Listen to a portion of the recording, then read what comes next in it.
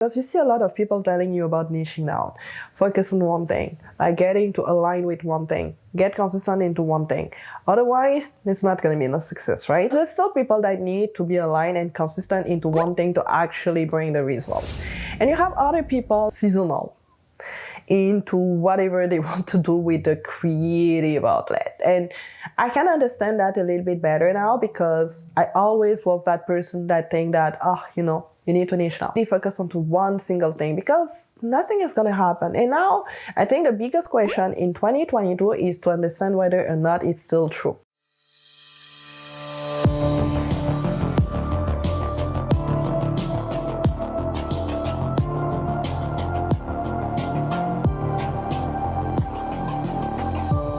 And now I'm gonna bring you the real reason why you should niche, or maybe you should not. I think a lot of people nowadays think that the fact of niching is something that you need to be doing all the time.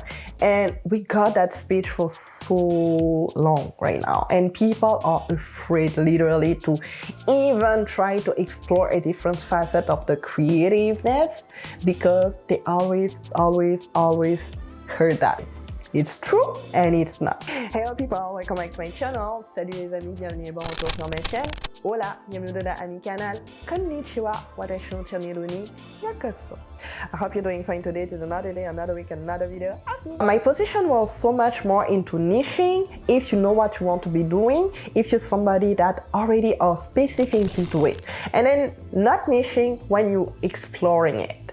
And I'm gonna get deeper here into this video to even talk about what you need to do in YouTube for YouTube in 2022, because I think the strategy that we used to have before has changed tremendously, because the platforms itself has changed a lot, And even before getting to that, let me share a bit of my story here.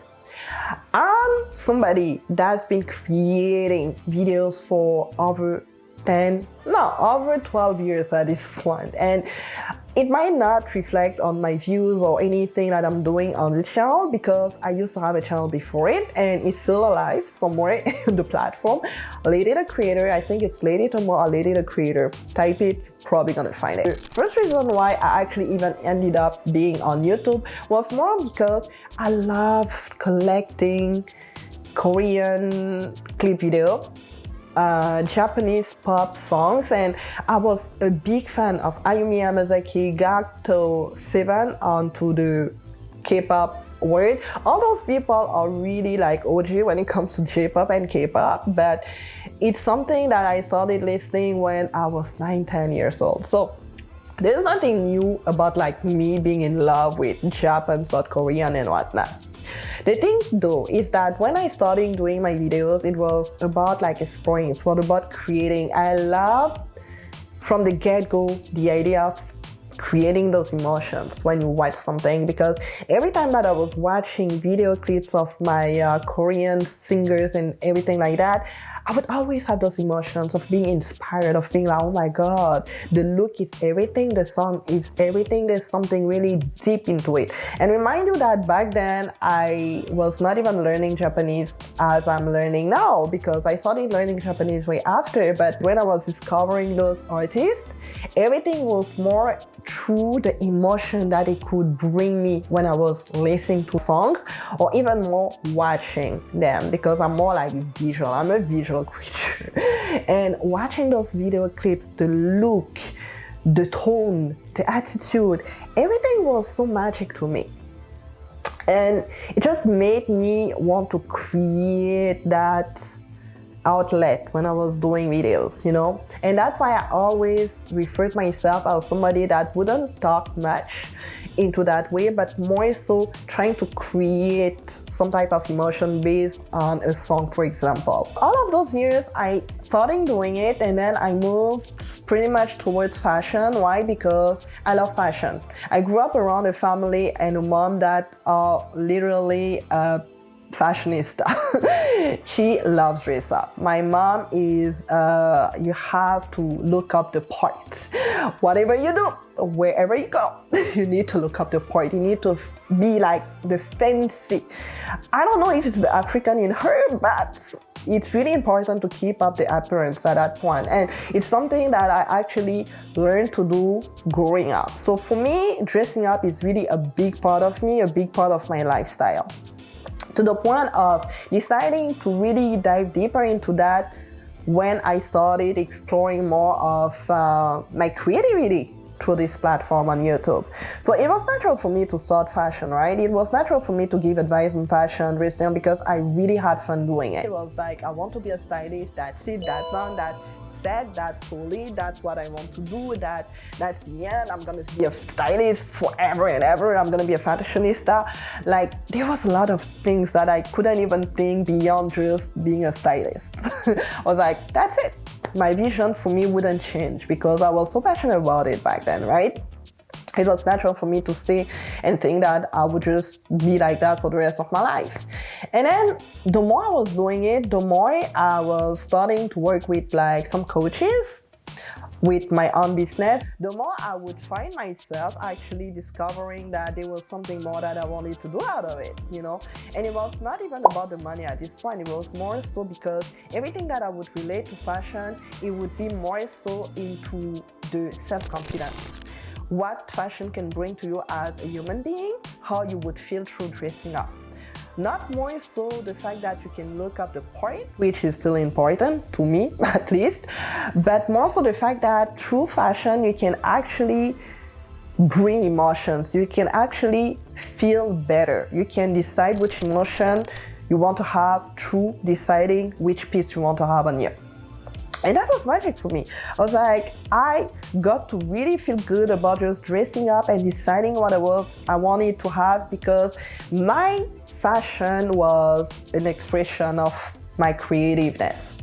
You know, it was not about just impressing, it was just expressing my creativity. And that's why a lot of people would say, yes, I can dress up a pretty unique way, I guess, because I wouldn't think about the trends like that. I would just think about which trend works for me rather than just going to the trend because the trend is. Focus into having to make it just the sole thing that I would talk about, because I heard everywhere that if you want to make it for YouTube, if you want to make it on YouTube, if you want to build that audience, if you really want the algorithm to be your best friend, you need to focus. You need to have one thing you talk about all the time, consistently. And back then, because I had all those doubts and I was like, they know better than me, they have more experience and they clearly have more results than me, I should listen to them. But you know, when you have your little voice still sending you signals and be like, something is not right, you turn it down because you trust more what people are gonna say because they have more experience than you. It worked. For some point, I got to bring more people into my world through fashion. But again, I stopped doing it. I stopped being so consistent because I was discovering myself wanting to share more of me. I discovered myself wanting to share more of other facets of my life. And when you build a business, there's a lot that you're gonna listen to people into. And then because of that, there was a lot of situations where I not want to share anything anymore because it was just not aligned with something that I wanted to share more. And at the same time, I had fears, I had doubts, I was scared. Until I started coaching people randomly, fell onto my lap just like that. Started coaching people more. And this is another part into my Take It As a Wake Up Call podcast. And really the part where I had that client that literally heard my name through her prayers. And it's not even a joke. If you want to listen to more, if you want to know more, definitely get into my link with my Take It As a Wake Up Call podcast. It's active. I share that episode because I'm not gonna get into details here, but I can tell you that it was an epic moment. I was like, oh, okay, there's something more that I want to explore of me. There's something more that I want to see and share of me. So that made me go from fashion to self-confidence approach to really talk about video, to really talk about confidence, to really talk about the camera, the branding and stuff, until I got to be here now and sharing more about like branding, cameras, confidence. But more so into that unique perspective of the mindset, bringing you more of me, discovering what it is to be confident on camera at the end of the day. It's definitely a lot different from the way that I felt, let's say, even last year, even the last 3 months. Why? Because through reading, through more listening to what my intuitiveness could tell me, I found myself really feeling okay with sharing more, even when it seemed so different to what I want to offer to this channel, to give it a try. I had all those doubts, but I would still share the fact that it's important to niche down. But if you don't know what you want to talk about, exploring is the best. The journey is gonna be the best. And I was watching other videos and there was a lot into should you niche or not, and that amazing approach into building a persona rather than niching down into what you should be doing, what you should be sharing, but really think about like the person you want to be talking to. It's the same thing as thinking about the person you would want to share it with. It could be your friend, it could be, let's say, your ideal client, it could be your potential client. But at the end of the day, when you think about the person you want to help, most of the time it comes down to the limits that you had before and that you got to overcome here. There's a lesson that you learn from it. My confidence on camera was built into trying different things, into mastering the art of just talking, even if I have an accent, even if English is not my first language, even if that means that I might mess up my words, I might mess up things that I want to say. Maybe I have to redo and re-practice or practice even more because it's not so natural for me to speak in English the same way I would speak in French. Now, niching down should be a thing where you know you overcome a certain situation and then you want to share more of it. And then not niching down should be you thinking about how you can help the person in front of you today with what you have, you know, and build up from it. The ideal person you want to help is probably the person that you were years ago. I didn't even know how to use a camera back then. Well, I know that I was passionate about learning how to do it. I was passionate about just sharing what I know about fashion, but it made me discover so much about myself into just wanting to help people really truly from a personal and self-confidence standpoint. And it could be through everything, through multiple angles, through having interviews with people that are so scared to be in front of the camera for the first time. And when they get into interviews with me, for example, they realize it's not that bad. Because either you have it on the channel or you don't have it yet, but there's gonna be more interviews of people being on the channel and just kind of sharing more of the experience into what it is to be in front of the camera and what it is they want to share in front of the camera more. And I think it's an angle that I thought about doing, but I wasn't sure about it. And I was like, you know what, let's just do it. And I'm gonna do it. Niching down is not something that you need to do anymore. And as a creative, I think it's the moment for us to really play with those different multiple facets. Difficult part here is to find a balance, right? I have a lot of creative friends that are struggling with having to get stuck into one thing. And because they have to do it, they stop altogether because they just simply can't do it. So it's okay to be seasonal. It's okay to go through seasons and try different things and then change it and then see if that works for you. That's a part of exploring, that's a part of discovering, and that's a part of just you being willing to even explore more of yourself. When you get to niche down, there's a thing with YouTube, they're gonna put you in a category, predetermined category, and it's so hard to come out of it because you start resenting what you're doing because everything that you need to do now has to be catered to people liking a specific thing. Which is a good thing because you get to really create, I feel like, more trust and faster because it's not something that changes all the time. Some people have something more specific they expect and they know they can find that on your channel and it's always gonna be that. Versus you being creative and coming with your way of showing the things different multiple type of way with different multiple theme. Again here, the balance is to the balance is really important, because you can't be changing topics all the time and can't be changing the themes all the time. And the more they're different, the harder it is for you to really create a solid trust with your audience. That's the thing that's never gonna change. But the trust comes from people actually getting to know you better, because you're quirky or not, but you're just being yourself in everything that you're gonna be talking about on this platform. And the reason why it was so important back then to really create something more like focused and niching down, it was because you get to create audience you want really faster. And that's something I think, to me, that still exists. Like, when you get to really focus on one thing, you get to create a more solid audience really fast. The problem is that the creative outlet, though, leads you to be more burnout, because you get to talk about the same thing consistently, sometimes for years and years and years and years. And then after years, or even after 1 year of doing it, 2 years of doing it, you're starting to resonate, you get the burnout, and you might feel like you hate everything about the topic or everything about what you're doing then. And usually it's just because you've been way too extreme into it. I know a lot of people that would make decision into really starting something really radical like that and be like, today I'm just gonna focus on to, let's say, design. And it's gonna be my sole purpose of just doing it. And then if there's something wrong with it, or the brain starting to really let you know that you might want to just make it a little bit broader, you find yourself stuck into a creative rut. And that's where the pain starts, because you're just like, oh my God, I don't like it anymore. Every time that you think about it, you just feel the stink of it. You're just like, I don't want to do it. And that's the thing with the niching down versus really creating something that is catered to something you really want to help, you know?